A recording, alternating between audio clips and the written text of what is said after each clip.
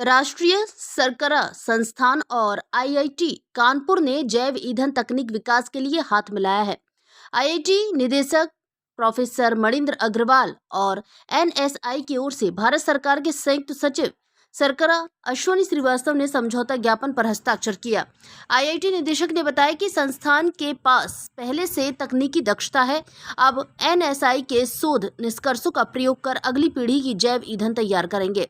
राष्ट्रीय शर्करा संस्थान में आयोजित कार्यक्रम में एमओयू के बाद एनएसआई में स्थापित उत्कृष्टता केंद्र का भी उद्घाटन अतिथियों ने किया। संयुक्त सचिव अश्वनी श्रीवास्तव ने बताया कि एथेनॉल उत्पादन में भारत ने लक्ष्यों को पूरा किया है। इस साल 15,000 करोड़ लीटर एथेनॉल का उत्पादन हुआ है। अगले साल इसे 17,000 करोड़ लीटर करने का लक्ष्य है। प्रोफेसर सीमा परोहा निदेशक राष्ट्रीय शर्करा संस्थान कानपुर ने बताया कि सभी आवश्यक उपकरण, पायलट प्लांट और यंत्रों के साथ केंद्रीय उपकरण की सुविधा से युक्त एक अत्याधुनिक प्रयोगशाला सहित इस विशिष्ट कार्य के लिए एक समर्पित भवन सेंटर ऑफ एक्सीलेंस के लिए राष्ट्रीय शर्करा संस्थान परिसर में स्थापित किया जाएगा। इसकी कुल लागत राशि मंत्रालय द्वारा प्रदान की जाएगी, जिसके लिए पहले ही मंत्रालय द्वारा प्रशासनिक स्वीकृति प्रदान की जा चुकी है। भारत संवाद के लिए विशाल सैनी की रिपोर्ट।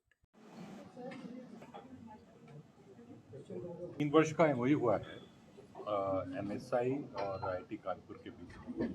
तो इसका उद्देश्य है कि एक centre of excellence in biofuels बनाया जाए, जिसमें कि दोनों मिलके बायोफ्यूल्स की अगली जनरेशन में क्या किस प्रकार के फ्यूल्स आ सकते हैं, उनका आविष्कार करके उनको इस स्थिति तक लाएं जिससे कि सब जगह प्रयोग हो सके।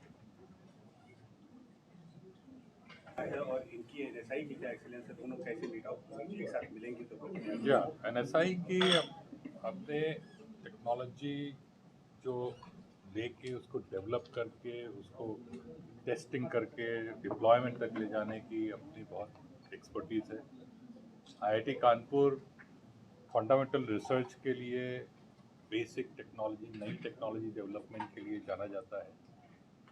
तो जब ये दोनों पक्ष आपस में मिल के काम करेंगे तो उससे हम लोग की आशा ये है कि पूरा हम स्पेक्ट्रम टेक्नोलॉजी का साइंस से लेके अंत तक जो यूज़र है उसके पास जो प्रयोग होता है वो पूरा कवर कर पाएंगे। बेसिकली पेट्रोल यूज करते हैं, फॉसिल फ्यूल होता है, और इसमें अभी आप देखते हैं हम लोग एथेनॉल मिलाते हैं जो बायोफ्यूल है।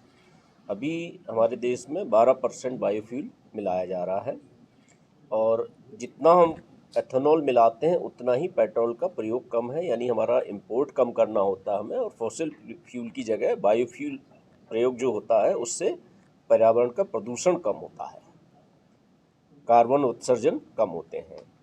तो जो हमारा टारगेट इसको बढ़ाकर अभी 20% तक है करना है अगले साल तक, यानी 20% एथेनॉल पेट्रोल में मिलाया जाएगा।